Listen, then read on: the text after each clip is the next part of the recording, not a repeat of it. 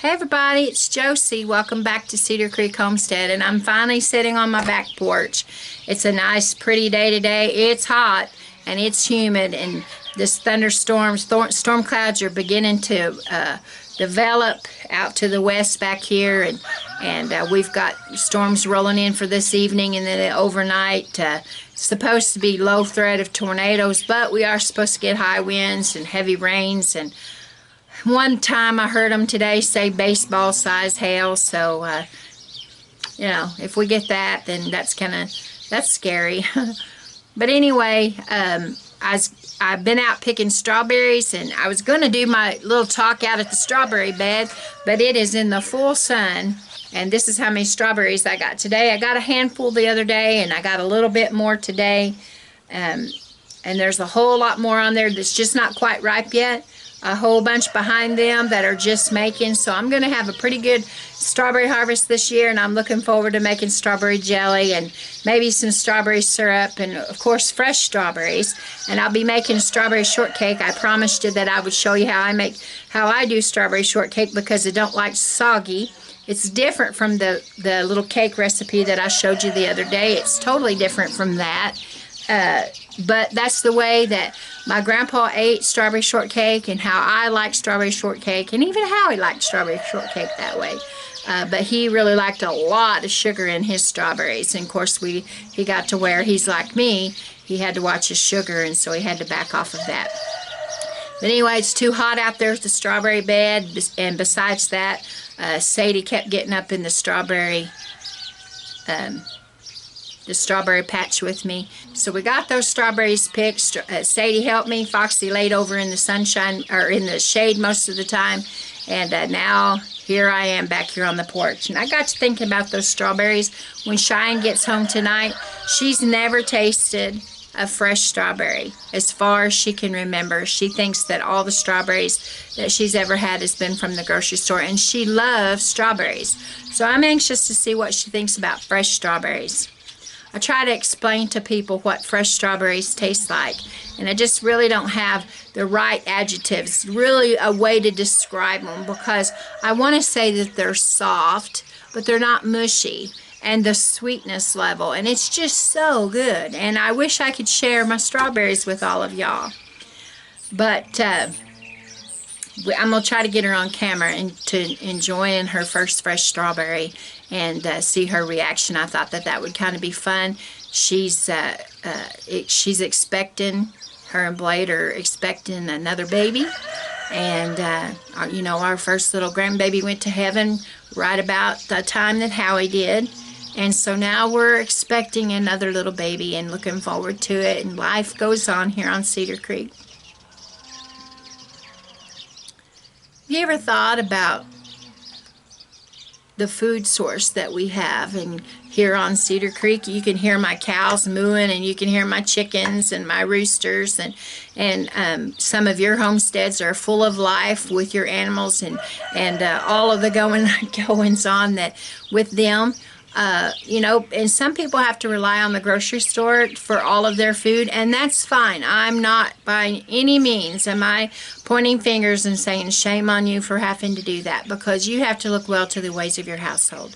But I heard some disturbing news, and I've been hearing it all along and didn't really understand it, but I heard another news source this week, and this week pertained to a famous franchise chicken restaurant, that was talking about having 3D bioprinted chicken. Now that's way smarter than anything that I could ever wrap my mind around, because I just as soon have some of that chicken or that rooster that's crowing.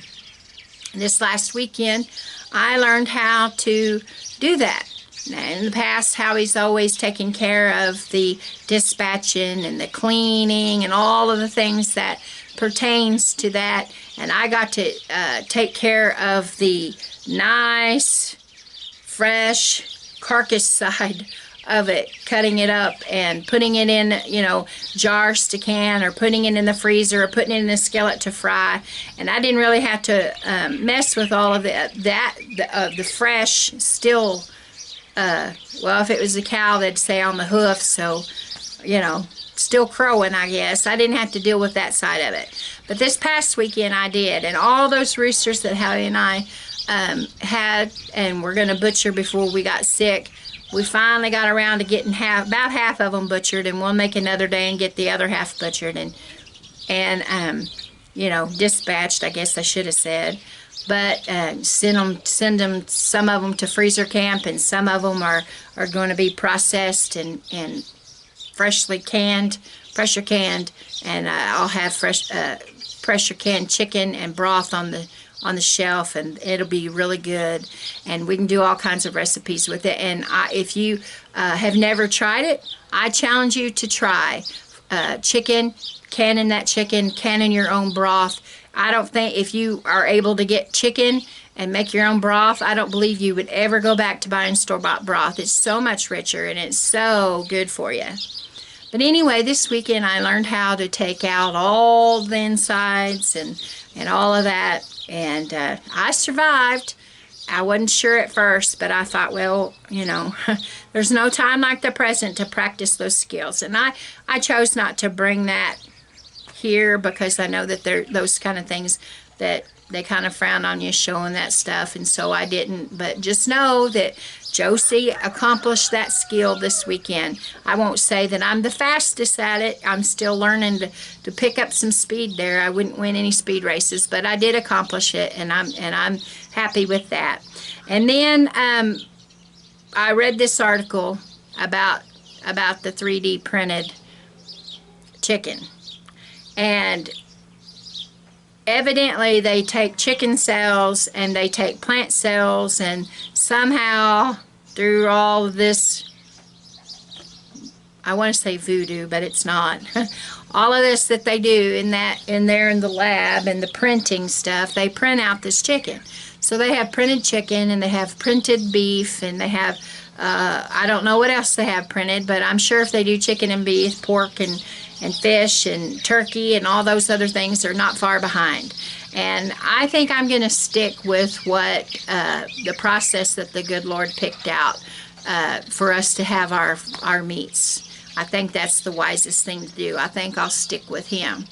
I thought about the Jetsons. Remember that cartoon? Some of you that are about the same age as me, maybe a little bit older than me or a little bit younger than me, but the Jetsons. And you know, they had, I can still hear the sound of their little spaceship flying around in the air, and their little theme song about the Jetsons, and their robot maid, and all the things that went on with them. And you know, it was such a, when we were kids, it was like, wow, that would be so cool.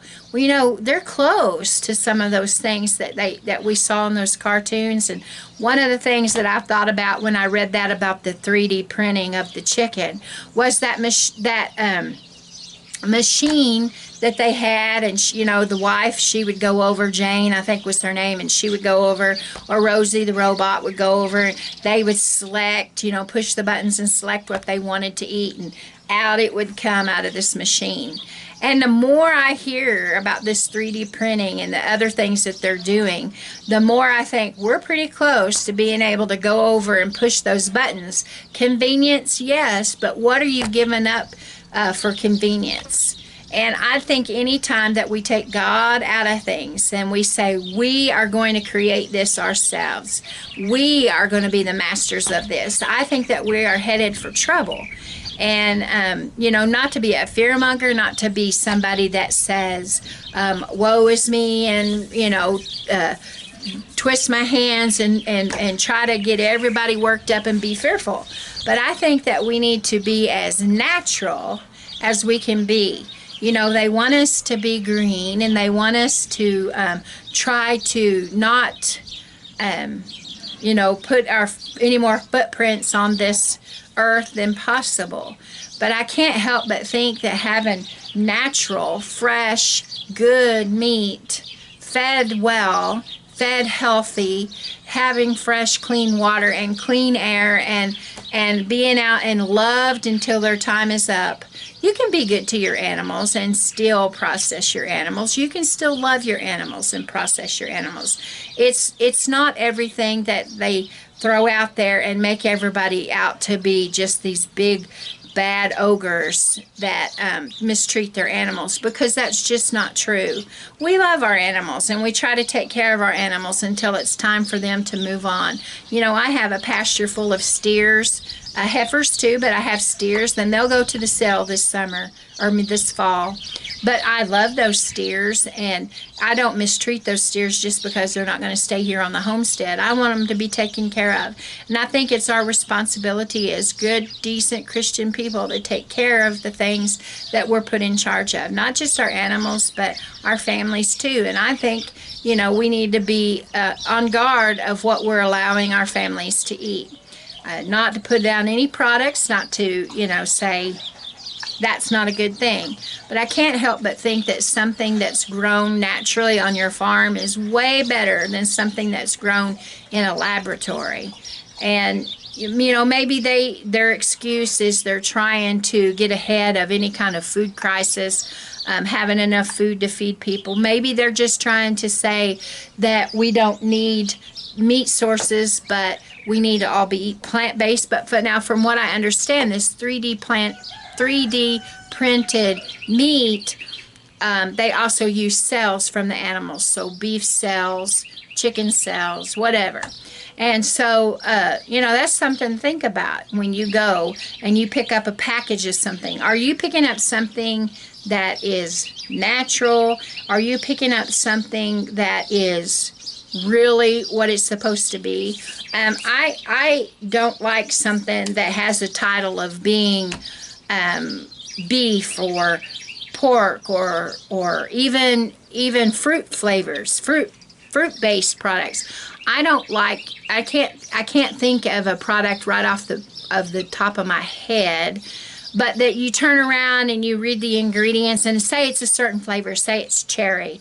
It's supposed to be cherry something. And so you're reading the ingredients, and nowhere in there is an actual cherry, but cherry flavoring.